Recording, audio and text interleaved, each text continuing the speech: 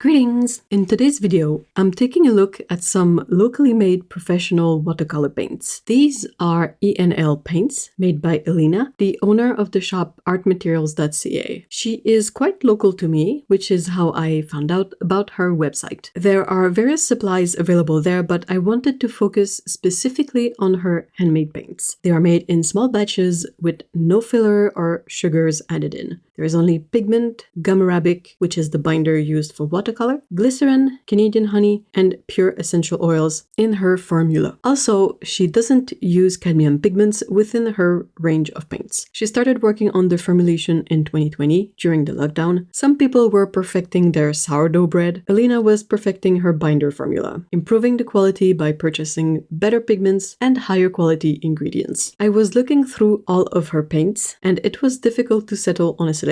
There are so many gorgeous colors. I picked 8 colors, following my current interest in moody, textured greens. I also chose a blue and a reddish brown. I received the paints and unwrapped them, and then the first thing that I had to do was to paint swatches. I wanted to paint large swatches so that I would have room for a lot of effects to take place. The paints were super easy to re-wet and they laid down on the paper smoothly. The colors are really beautiful and vibrant.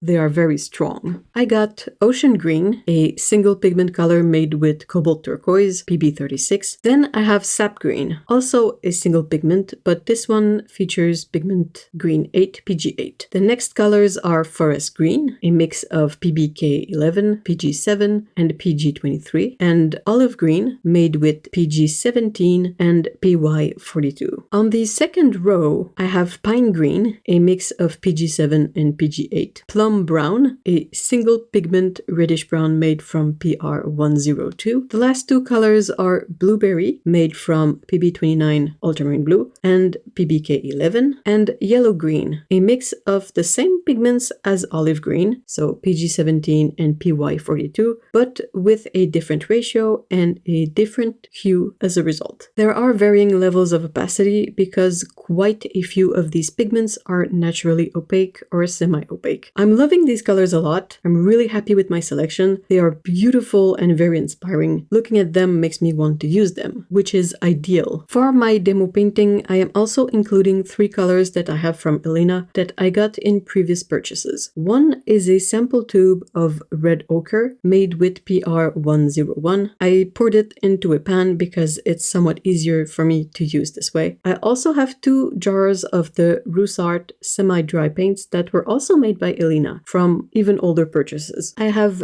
Bismuth Yellow Light, which is a mix of PY184 and PY42. And I also have Primary Red, which is a mix of 3 pigments, so PR254, PR122, and PW18. These 3 complete my color selection really nicely. This is the drawing that I made to test these paints out. I used a photo as reference for most of the background, but I also added in quite a few items, and I added, of course, the cat. The first step was to make my standard first pass of wet in wet diluted colors. I use that as a color script of sorts. It helps me figure out what colors I'm going to use over the whole painting. When that was dry, I went in and painted everything in multiple layers until I get the kind of look that I want. The paints worked really well. They were easy to re-wet, they layered without issue, and they also mixed super well between themselves. I'm really loving these colors. I just love the custom hues that Elena created. These are beautiful. So I have a few notes. Nothing negative at all, but things you might want to know. First, these have a faint clove scent. I know that some people are very sensitive to any kind of scent or smell, so I mentioned this for you guys. Second thing I noticed is that if you paint with the paints at their full strength, like I'm talking mass tone, intense colors, a bit like my swatches. Some colors might rub off a bit on the opposite page. I noticed it with my swatches. So depending on how you store your paintings, or depending on what you paint in, you might want to put a sheet of tracing paper over your paintings made with the paints, if you've used them to their full power. Like I said, I had a great time painting with these paints. I think that when I'll want to add colors to my selection, I will seek out transparent colors so that I can try out something different and also combine all kinds of opacity and texture in my mixes. I love that the ENL paints are made here in Canada. I love that they're made using high quality ingredients and pigments, and also pigments that are ethically sourced. That's really awesome. Elena mentioned that she's working on full pans and tubes, hoping to release a new collection this year in 2025. I'm looking forward to seeing these. I'll have links to the ENL paints in the description, and I encourage you to check it out. Please let me know what you think of these paints in the comments below. And let me know if you have a favorite from the colors that I chose. I would really like to know. Thank you so much for watching this video. See you all in the next one. Take care. Bye bye.